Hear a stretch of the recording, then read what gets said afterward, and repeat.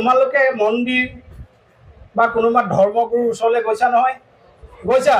কি দিয়ে? নিৰ্মালি দিয়ে। দিয়েনে? প্ৰসাদ দিয়ে।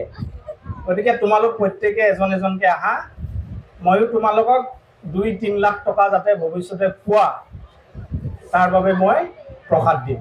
আহা, এটা নতুন ভিডিঅ'লৈ স্বাগতম জনালোঁ। আৰু আজি আমি দিনটো কেৱল গছৰ কথা পাতিম। গছ পুলি কিয় ৰুব লাগে আৰু গছ পুলি কেনেকৈ ৰোপণ কৰিব লাগে এই সম্পৰ্কত আমি কথা পাতিম। আৰু কথা পাতিম বিশেষকৈ বগা চন্দনৰ কথা। বগা চন্দনৰ বাণিজ্যিক ভিত্তি কি, বগা চন্দনৰ পুলি কেনেকৈ কৰিব লাগে, নাৰ্চাৰী কেনেকৈ কৰিব লাগে, কেনেকৈ বগা চন্দন ৰুব লাগে আৰু যতন ল'ব লাগে, সেই গোটেই কথা বতৰা আমি আজি পাতিম। আৰু আমাৰ লগত আছে মৰঙী মহাবিদ্যালয়ৰ, গোলাঘাটৰ মৰঙী মহাবিদ্যালয়ৰ প্ৰায় 100জন ছাত্ৰ ছাত্ৰী। তেওঁলোকৰ আজি ইণ্টাৰ্ণশ্বিপ আছে।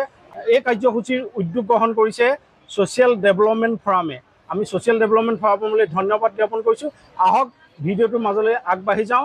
সকলোৱে আজি আমি একেলগে গছ পুলি কেনেকৈ ৰুব লাগে সেই সম্পৰ্কত কথা পাতিম আৰু লগতে গছ পুলি আমি একেলগে ৰোপণ কৰিম। সামাজিক উন্নয়ন ফৰামৰ সাধাৰণ সম্পাদক পূৰ্বজ্যোতি বৰা ডাঙৰীয়া, লেখামেলা কৰি থকা অৰ্ণৱ শইকীয়া আমাৰ মাজত আছে। অৰ্ণৱ দাকো আমাৰ সামাজিক উন্নয়ন ফৰামৰ এজন উপাকাংক্ষী সদস্য শুভচিন্তক। আৰু আমাৰ মাজত আছে তোমালোকক আজিৰ সমগ্ৰ দিনটোৰ যিখিনি কাৰ্যকলাপ, নাৰ্চাৰী চন্দন খেতি সম্পৰ্কীয়, চন্দনৰ গুটি কেনেকৈ পচাব লাগে, পুলি কেনেধৰণে যত্ন ল'ব লাগে, এই ধৰণৰ সমগ্ৰ আমি আমন্ত্ৰণ কৰি আনিছোঁ গোলাঘাটৰ পৰা পৰমানন্দ দাস। ফুলেই ফুল, মানে চৌপাশটো ফুল, কিন্তু বাৰীখনত দেখোঁ মানে ফল মূল এটাও নাই। সেইকাৰণে মই কওঁ যে ফুল আমাক লাগে, ফুলৰ উপৰিও আমাক খাবলৈ লাগিব নহয়। সেইকাৰণে আমি যত্ন কৰিব লাগে যাতে বাৰীত চৌপাশত যাতে কেইজোপামান ফল মূলৰ গছো ৰোপণ কৰোঁ। এইটো অঞ্চলতো পোক আহিব সেই কথাটো নিশ্চিত, কিন্তু তাৰ কাৰণে গছ লাগিব। মই ক'লোঁ যে বাণিজ্যিক ভিত্তিত কৰিবলৈ হ'লে সাঁচি গছ ৰোপণ কৰিব পাৰি। এনে বিষ খাই থাকিম, আমাৰ বেমাৰ হৈ থাকিব, মেডিচিন বনাই থাকিব। কিন্তু যিবিলাক মেডিচিনেল প্লাণ্ট, যিবিলাক গছৰ পৰা ঔষধ প্ৰস্তুত কৰিব পাৰি, সেই গছবিলাকত বাণিজ্যিক ভেলুটো বেছি থাকে। সেইজোপা কি হ'ল যে সাঁচি গছ বা অগৰু। হা, ভালকে কোৱা, ইয়াত কৈ দিয়া।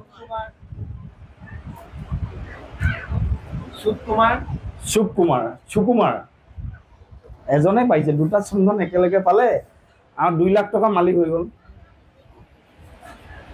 2 লাখ টকা মালিক হৈ গ'ল 2টা চন্দন বুলি পাব তেওঁ। ঠিক আছে, সুকুমাৰ। তাত মানে অন্ধ্ৰপ্ৰদেশৰ যিখন চিত্তুৰ জিলাত খুব চন্দন গছ হয়। যে আজিৰ তাৰিখত গোলাঘাটত এই যিটো নাৰ্চাৰী কালচাৰটো গোলাঘাটত নগাঁৱৰ পাছতেই আটাইতকৈ বেছি। কিন্তু আটাইতকৈ যিটো সম্ভাৱনা বেছি হোৱাৰ সম্ভাৱনা, কৰিব পৰা সুবিধা আটাইতকৈ অসমৰ ভিতৰত বেছি গোলাঘাটত। কেজি গুটি ললা এটা পাত্ৰত, গুটিখিনি লৈ তোমালোকে এটা বস্তু দিবও পাৰা, নিদিবও পাৰা। আৰু যিটো জাৰ্মিনেশ্যন বুলি কয়, মানে গুটি ফুটি গজালি ওলোৱাৰ যিটো প্ৰক্ৰিয়া, সেইটো জাৰ্মিনেশ্যন বুলি কয়। সেই জাৰ্মিনেশ্যনত ই সহায় কৰে। দি দিলা তোমালোকে 1 ৰাতি বা 24 ঘণ্টা তিয়াই থবা। বগা চন্দনৰ গুটি যিটো বাকলি, এইটো সাংঘাতিক টান, সেইকাৰণে ই সহজে ফাটি জাৰ্মিনেশ্যনটো হোৱাত অসুবিধা, অলপ সময় লাগি যায়। উষ্ণতাৰ কথা আছে, পানীৰ হিউমিডিটিৰ কথা আছে, মাটিৰ গুণাগুণৰ কথা আছে, বহুত কথা আছে। পলিথিনটোত কি দিবা? পলিথিনটোত দিব লাগিব তোমালোকে পচন সাৰ চিনি পোৱা নে? বাৰীখনৰ যিমান পাত আছে, গোবৰ আছে, সেইবিলাক একেলগে যদি তোমালোকে এটা গাঁতত থৈ দিয়া, 1 বছৰত সেইখিনি জহি গৈ কুলা মাটি টাইপৰ কুলা মাটিৰ দৰে যিটো বনে সেইখিনি হ'ব পচন সাৰ বগা চন্দনক প্ৰচুৰ 3টা বস্তু লাগে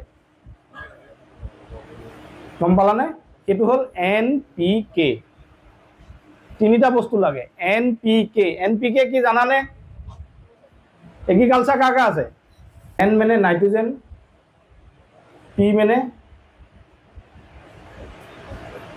ফসফৰাস K মানে পটাশিয়াম পটাশিয়ামৰ P হ'ব লাগিছিলে কিন্তু K হয় কেলে হয় এটা সাইন্টিফিক নেমটো কেলিয়াম পটাশিয়ামৰ মাটিৰ পৰা পুষ্টি আহৰণ কৰিব নোৱাৰে ডাঙৰ হলে পাৰে আৰু লাহে লাহে সৰুতে পুলি অৱস্থাত সি মাটিৰ পৰা পুষ্টি আৰু পানী সহজে আহৰণ কৰিব নোৱাৰে সেই কাৰণে তাক হোষ্ট প্লেন লাগে বুলি কয় হোষ্ট কৰা 30% তোমালোকে কেঁচু সাৰ দিয়া 20% শুকান মাটি দিয়া পাউডাৰ আৰু যদি আছে বাকি অংশটো পচন সাৰ দিয়া মানে যেটো পাতৰ পৰা প্ৰস্তুত হয় আৰু যেটো কোনোবা এটা ৰাতি লাহেকে মাটিটো ফাটিব মাটি ফটাৰ পাছত গুটিটো দুডাল এন্টেনা সৃষ্টি হ'ব এন্টেনা বুলি কলো যেটো জাৰ্মিনেশন বুলি কয় দুডাল এন্টেনা এডাল এন্টেনা তল ফেলে যাব আৰু এডাল এন্টেনা ওপৰ ফেলে যাব আৰু যিডাল ওপৰ ফেলে এন্টেনা যাব এই যে তোমালোকে শ্ৰীকৃষ্ণ চাইছা নাই শ্ৰীকৃষ্ণ চাইছা শ্ৰীকৃষ্ণ যেতিয়া জন্ম হৈছিলে শ্ৰীকৃষ্ণ জন্ম হতে বহুদেৱে যমুনা পাৰ কৰাইছিলে কৃষ্ণ কেনেকে মূৰতে পাছিটোতে কৃষ্ণক ভৰাই লৈ এনেকে লাহে লাহে কৃষ্ণক জন্ম দি কোৰপা কলৈ আহি আছিলে মথুৰাৰ পৰা বৃন্দাবনলৈ গৈ আছিলে এনেকে মূৰত যেনেকে পাছিটো লৈ বহুদেৱে গৈ আছিলে ঠিক তেনেকৈ ওপৰ ফালে যিডাল এন্টেনা যাব সেই এন্টেনাডালে গুটি যিটো বাকলি এই বাকলিটো মূৰত লৈ ওলাই আহিব এদিন কি নাম তোমাৰ অনয়দীপ হাজৰিকা মানে মই দুটা কোৱেশ্চন কৰিছিলো দুইটা কোৱেশ্চনেই আমোদজনকভাৱে অনয়দীপ হাজৰিকাই পাৰিলে ক'ব উত্তৰ দিব পাৰিলে গতিকে এটা কোৱেশ্চনৰ কাৰণে এটা বগা চন্দনৰ পুলি মই এওক দিম আৰু যিকেইটা পুলি মই নিজ হাতেৰে গুটি পচাই ডাঙৰ দীঘল কৰা ভালকে ৰুই মিলি থবা ঠিক আছে হাত তালি এটা দিয়া তোমালোকে ধন্যবাদ ঠিক আছে আৰু এটা লোৱা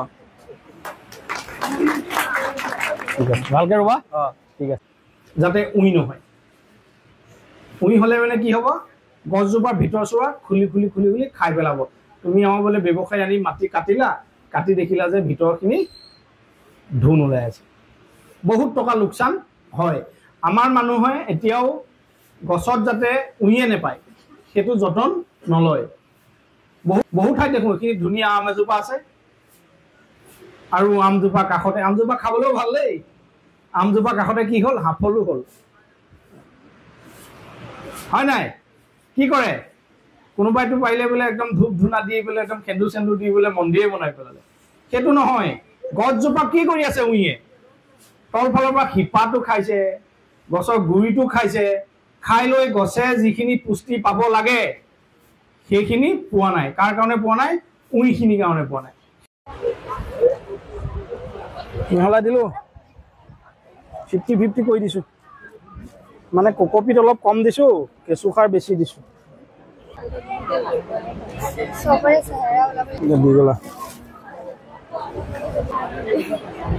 এটা কেনেকৈ পচাব লাগে পানীত তিয়াই থোৱাৰ পাছত বা কাপোৰত বান্ধি গাপ দি থোৱাৰ পাছত উলিওৱাৰ পিছত কেনেকৈ গুটিটো পলিথিনত দিব লাগে সেইখিনি আমি এতিয়া ছাত্ৰ ছাত্ৰীসকলক দেখুৱাই আছো কেনেকুৱা লাগিছে ভাল লাগিছে কেনেকুৱা লাগিছে কামটো কৰি ভাল লাগিছে নে মজা নে মজা মাজে বৰিং নেকি কামটো নাই নহয় বৰিং নহয় হ'বগে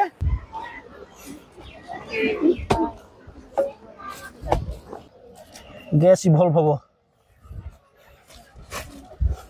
সেইখিনি ভালকে মিহলি কৰা হালধি দিয়াৰ পাছতো গোটেই চব্জিখিনিৰ লগত যাতে হালধিটো মিল খায় সেইকাৰণে এইটো গোটেই গাঁতটো যিমান অংশ আছে সকলোতে যাতে সংপৃক্ত হয়।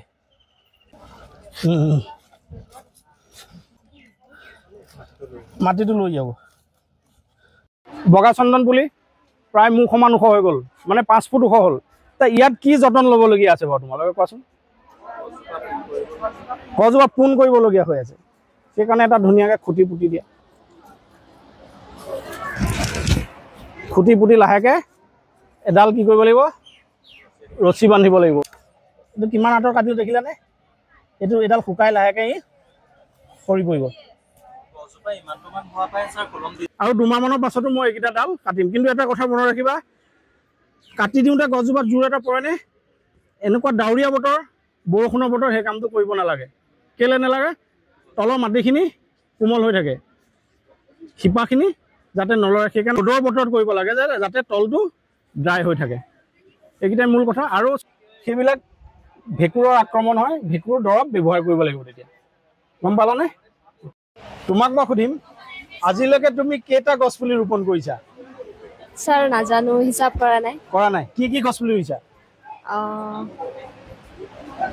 আম গছ ৰুইছো। আম ৰুইছা? আৰু নিম ৰুইছা? আৰু ডালিম ৰুইছিলো, মৰি গ'ল। তুমি নিমৰ কি আছে, গুৰুত্ব কি আছে জানানে কিবা নিমৰ সম্পৰ্কে?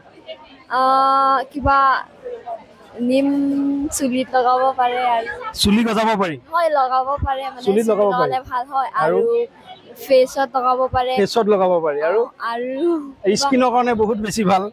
আৰু খৰ খজুৱতি, ছালৰ খজুৱতি যদি কিবা প্ৰব্লেম থাকে তেতিয়া লগাব পাৰে।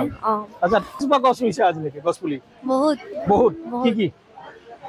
ডাঙৰ গছ বুলি হ'লেও বহুত ৰুইছো, আৰু এনেই শাক চব্জি গছ ৰোৱা হয়। শাক পাচলি কিবা খেতি কৰিছা? ফল মূল আম আছে, জলফাই আছে। তুমি নিজে ৰোৱা, ধৰা সৰুতে তুমি ৰুইছিলা, কিবা আম বা কিবা ফল মূল লাগিছেগে নে? আমলখি গছ এজোপা ৰুইছিলো, সেইজোপা এইবছৰ খাইছো। আমলখি গছ ৰুইছিলে, তেওঁ কেইবছৰ হৈছে তোমাৰ? মোৰ ভাগৰ এতিয়া 20 বছৰ হৈছে। আমলখি পুলি ৰুইছিলে আৰু আমলখি এইবছৰ লাগিছে আৰু খাইছে। কিবা ৰুইছানে? ৰুইছো। কি কি ৰুইছা? আম, কঁঠাল গছ। আম ৰুইছা? কঁঠাল ৰুইছো। ফুল নাই ৰোৱা। ফুল নাই ৰোৱা তেওঁ। কোৱা, কি কি ৰুইছা? আম গছ ৰুইছো, তাৰপৰা আম পুলি ৰুইছো, তাৰপৰা আৰু হেৰি এই ফুলৰ পুলি ৰুইছো। ফুল কি কি ফুল ৰুইছা? গোলাপ ফুল। তাৰপৰা আৰু হেৰি তুমি গোলাপ ৰুইছা যেতিয়া, গোলাপক লৈ এটা কবিতা নহ'লে এটা তুমি হেৰি কোৱা, গান। নাজানো। কোনোবাই গাব নেকি গোলাপক লৈ এটা কবিতা? Bougainvillea reel. তুমি নহ'লে এই চহৰত নুফুলে বগেনভেলিয়া, হয়নে? এইটো গাব পাৰিব লাগিব। আৰু সেউজ ভূমি সম্পৰ্কতো কথা বতৰা পাতিলোঁ। আৰু প্ৰায় 3 ঘণ্টা জোৰা এই কাৰ্যসূচীত চন্দন পুলি ৰোপণ কৰিলোঁ। চন্দনৰ কেনেকৈ যতন ল'ব লাগে, চন্দন গুটি কেনেকৈ পচাব লাগে, সকলো কথা বতৰা এইটো জেড পাতিলোঁ। আৰু বহু কথা থাকি গ'ল। আমি আশা কৰিম এনেকৈ যদি ছাত্ৰ ছাত্ৰীসকল গছপুলি ৰোপণৰ কাৰণে আগবাঢ়ি আহে, শিকিবৰ কাৰণে আগবাঢ়ি আহে, নাৰ্চাৰী কৰিবৰ কাৰণে আগবাঢ়ি আহে, তেতিয়াহ'লে আমাৰ সেউজীয়া অসম নিশ্চয় ভৱিষ্যতেও সেউজীয়া হৈ থাকিব। ধন্যবাদ। আমি শেষলৈ আহিছোঁ। আচ্ছা, তোমালোকে মন্দিৰ বা কোনোবা ধৰ্মগুৰুৰ ওচৰলৈ গৈছা নহয়? গৈছা? কি দিয়ে? নিৰ্মালি দিয়েনে? প্ৰসাদ দিয়ে। গতিকে তোমালোক প্ৰত্যেকে এজন এজনকৈ আহা। ময়ো তোমালোকক 2-3 লাখ টকা যাতে ভৱিষ্যতে পোৱা, তাৰ বাবে মই প্ৰসাদ দিম। আহা, 2 হাত পাতি ল'বা আৰু চকু মুদিবা। চকু মুদা। নিৰ্মালি দিছোঁ 5 লাখ। নিৰ্মালি 5 লাখ। যিমান কৈছে আৰু নিৰ্মালি দেই, নিৰ্মালিহে দিব পাৰিছোঁ। 4 লাখ। যিমান কৈছে আৰু দেই।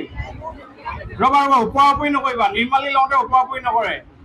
আৰু এজনে দুবাৰকৈ নল'বা, নিৰ্মালি হয়। এটা পালেও যথেষ্ট। ঠিক আছে? নিৰ্মালি এয়া ভগৱানৰ প্ৰসাদ বুলি ধৰি লোৱা তোমালোকে। আচ্ছা, তোমালোকে এয়া নিৰ্মালি, সকলোকে নিৰ্মালি দিছোঁ। প্ৰত্যেকেই পচাবা।